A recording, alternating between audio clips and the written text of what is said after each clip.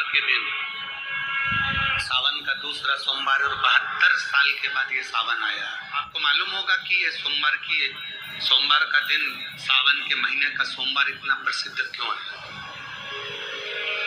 श्रावण के महीने के सोमवार का इतना महत्व क्यों होता है? कथी बहुत ध्यान से सुनना आज की कथा को, शायद जिंदगी में मिली ना मिली, पर ये कथा का रास्ता तो बहुत ध्यान से सुनना। ध्यान से स्कंद पुराण यहाँ तक कहती है कि इस कथा के चरित्र को जो श्रवण कर लेता है उसको 26 एकादशी करना भी नहीं पड़ती। इस एकादशी की केवल ये कथा सुनकर ही वो तर जाता है। बहुत ध्यान से सुनना इसको कथा, तो बड़े भाव से सुन लो इसको, बड़े प्रेम से। सबसे पहला नियम एकादशी व्रत का, सबसे पहला नियम है कि आप जिस दिन व्रत करो उसके एक दिन पहले भक्ति का संचार इस हृदय में करो। भक्ति का संचार इस हृदय में कर लीजिए। जिस दिन आप व्रत करो, जैसे एकादशी का व्रत कर रहे हो तो दशमी के दिन शाम का समय जब आवे, रात्रि जब होने लगे, शाम का समय आवे और रात्रि का आप जब भोजन ग्रहण करो तो उस भोजन में कोई ऐसा पदार्थ ग्रहण मत करिए जिस पदार्थ के कारण आपकी एकादशी बिगड़ जाए।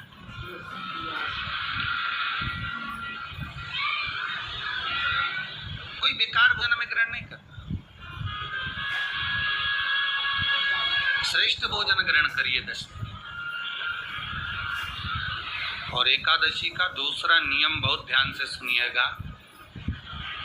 जिस दिन आपकी एकादशी का व्रत हो उस दिन प्रयास करिएगा कि अपने हाथ से किसी भी वृक्ष की कोई पत्ती टूटे ना।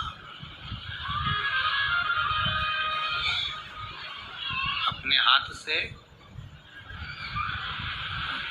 किसी भी वृक्ष की, पौधे की, किसी भी वृक्ष की पत्ती अपने हाथ से ना टूटे।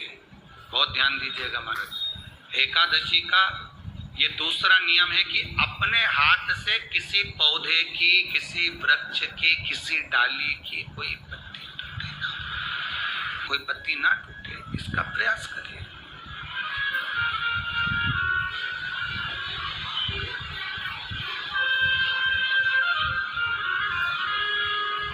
कितना सुंदर व्याख्यान कहा है, कितना सुंदर वर्णन है महाराज कि मात्र एकादशी का व्रत कर लेने पर, मात्र एकादशी का व्रत कर लेने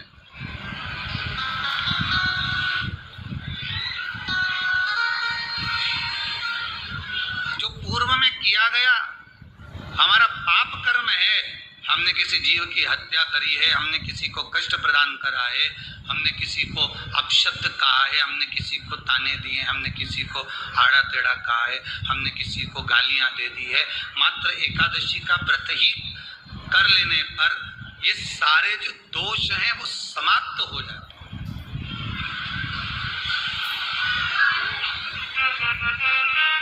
सारे दोष हमारे समाप्ति पर आ जाते हैं।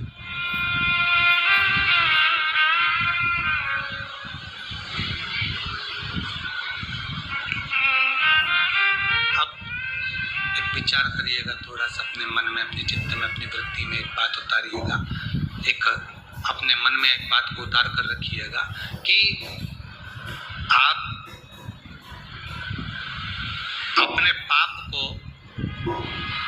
अपने पाप कर्म को जिस दिन क्षीण करने वाले हो, समाप्त करने वाले हो, अपने पाप को आप जिस दिन समाप्ति पर लेकर जा रहे हो तो उसके एक दिन पहले आपको प्रसन्नता होना चाहिए कि नहीं होना चाहिए कि कल मेरा पाप कटने वाला है, कल मेरा पाप समाप्त होने वाला है।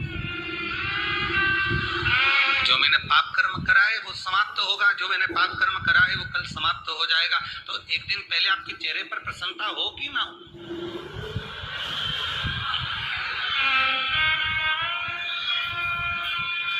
और चेहरे पर वो प्रसन्नता आपके आना चाहिए कि कल मेरा एकादशी का व्रत है, आज दशमी है, कल एकादशी का व्रत है, तो कल मेरी जब एकादशी का व्रत रहेगा तो मेरा ना जाने कितना कितना पाप, कितना असत्य, कितना झूठ, कितना प्रपंच वो समाप्त हो जाएगा।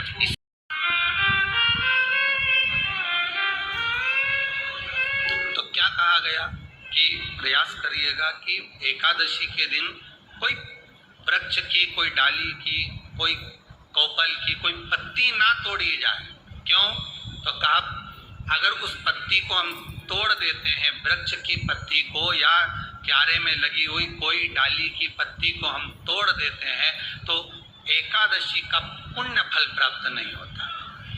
एकादशी का कोई फल हमारे खाते में नहीं जाता, पुण्य फल प्राप्त। अब फिर भले तुम चाहे तुमने मोरदन खाया हो, चाहे तुमने फिर चिप्स खाई हो, चाहे तुमने फिर व्रत का कितना ही सामान खा गए हो और तुमने सोचा कि आज मेरी एकादशी है, तो फिर उसका कोई फल प्राप्त नहीं, उसका कोई सुख प्राप्त नहीं आपको, फिर उसका कोई आनंद प्राप्त नहीं आपको, तो उसमें कोई आनंद की अनुभूति आपको नहीं मिलेगी।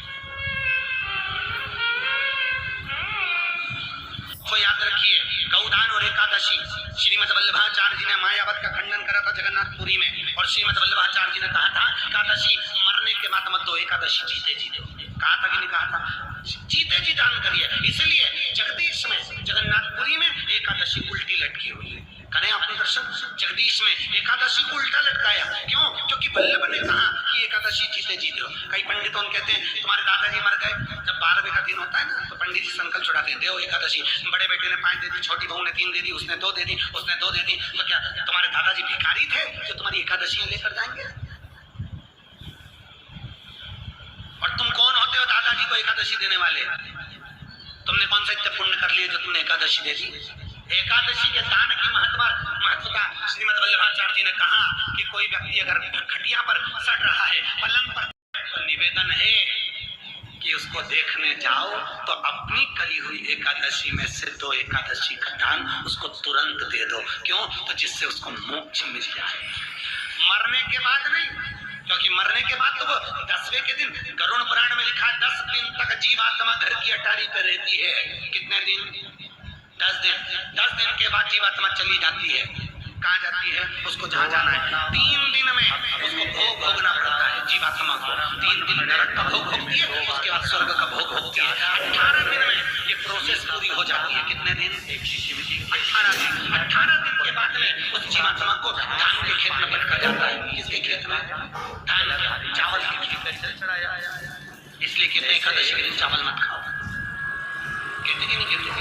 और क्या कहते हैं? द्वादशी के दिन चावल खाना जरूरी है। शिवलिंग एकादशी का पालना करना है तो द्वादशी को चावल भी एक रस खाओ, तब द्वादशी को चावल खाओगे तो एकादशी लगेगी। चावल नहीं खाओगे तो एकादशी नहीं लगेगी। द्वादशी को चावल खाना जरूरी। क्यों कहते हैं? क्योंकि धान के खेत में जीव छोड़ा जाता है, उस धान के खेत में, चावल के खेत में जीवात्मा रहती है, उसको चिड़िया खाती है तो चिड़िया के रूप में जन्म लेता है, मनुष्य खाता है तो मनुष्य के रूप में जन्म लेता है। इसलिए एकादशी के दिन चावल नहीं खाया जाता, क्योंकि एकादशी के दिन चावल खाएंगे तो जीव हत्या का दोष लग जाता है। फिर कब खाना है?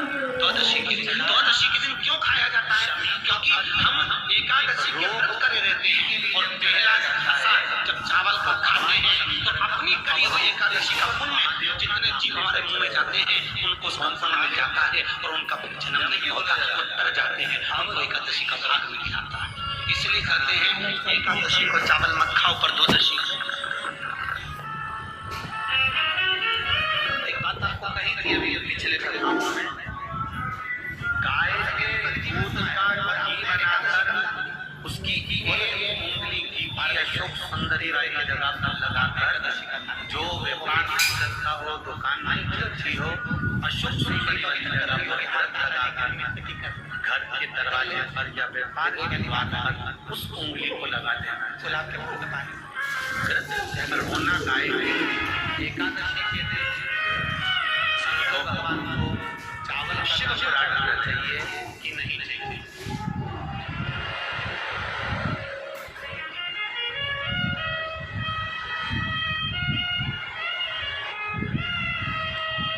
बीमार व्यक्ति से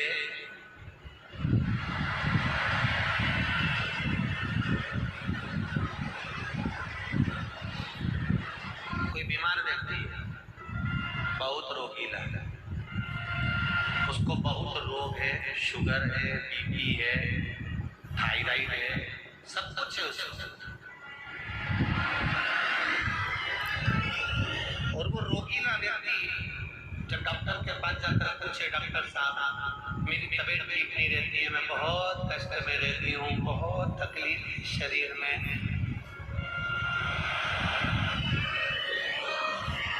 और अभी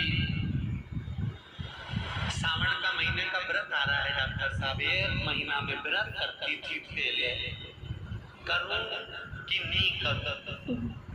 तो डॉक्टर साहब क्या बोलेंगे? बोलते जाओ जरा जम के। डॉक्टर बोलेगा कि आप व्रत मत करो। डॉक्टर एक बात कहेंगे,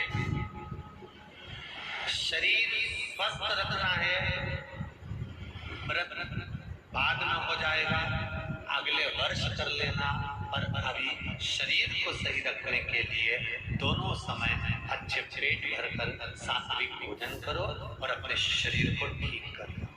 सात्विक भोजन अपने शरीर को बाद में भी हो जाए, अगले वर्ष हो जाए।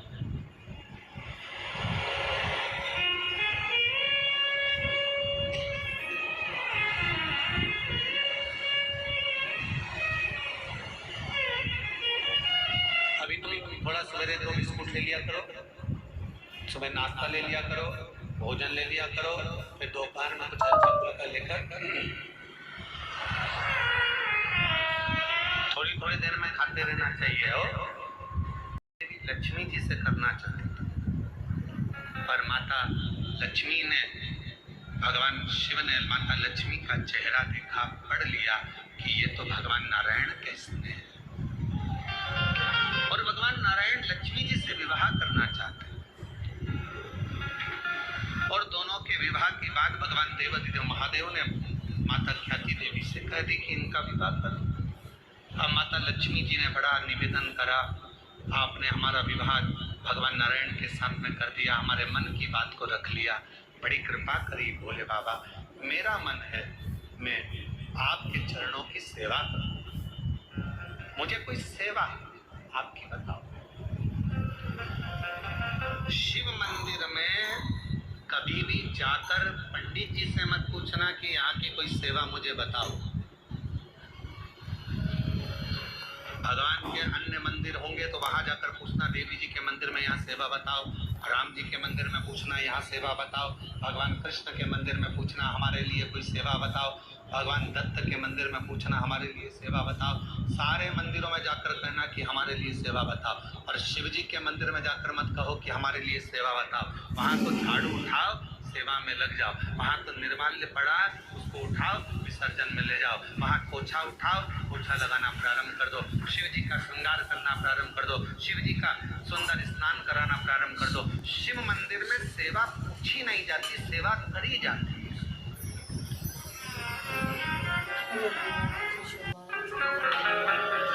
शिव मंदिर में जाकर कभी नहीं पूछना कि मुझे सेवा क्या करना, शिव मंदिर में तो जाकर सेवा का क्रम करो।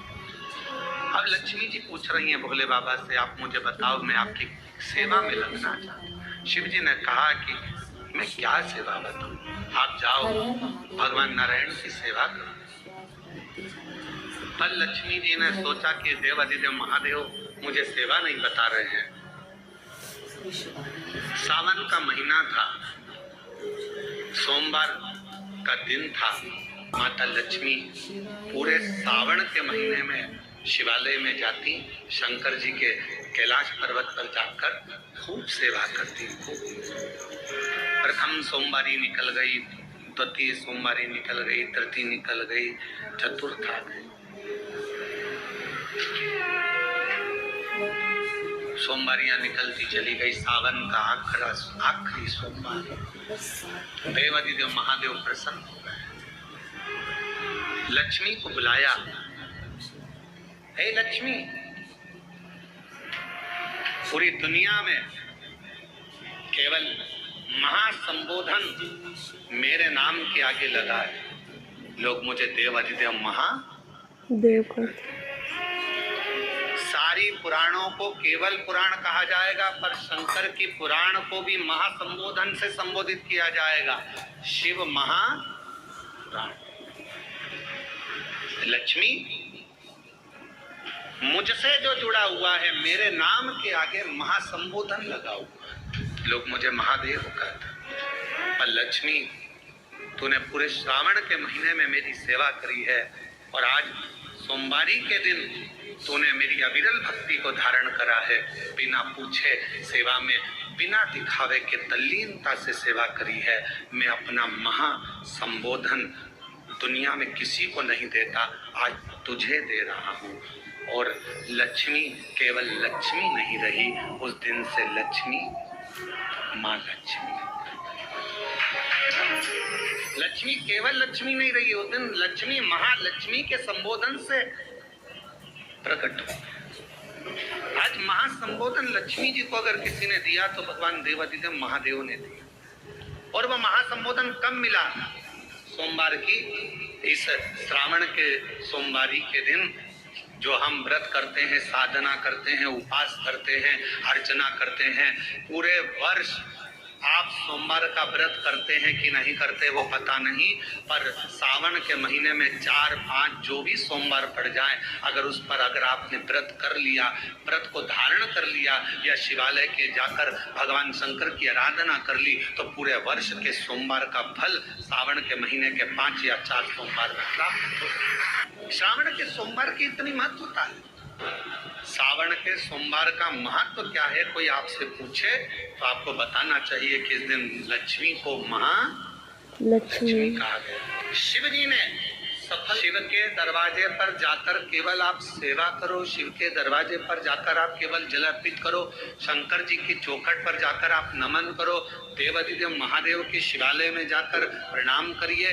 भगवान शंकर की चौखट पर द्वार पर अगर आप जा रहे हो, 3 चीजें आपको मांगना नहीं पड़ेगी। जैसे लक्ष्मी जी ने शिव जी से नहीं मांगा कि मुझे महासंबोधन दो, लक्ष्मी जी ने नहीं मांगा कि मुझे भगवान विष्णु दो, लक्ष्मी जी ने नहीं मांगा कि मुझे ये देना। लक्ष्मी जी तो शंकर भगवान की सेवा में लग गई, तो लक्ष्मी जी को 3 चीजें अपने आप मिल गई। एक शांति हृदय की, दूसरा दिशा लक्ष्मी जी को कहाँ जाना है, और तीसरे नंबर पर सफलता। माता लक्ष्मी केवल लक्ष्मी नहीं रही, उनको महालक्ष्मी कहा।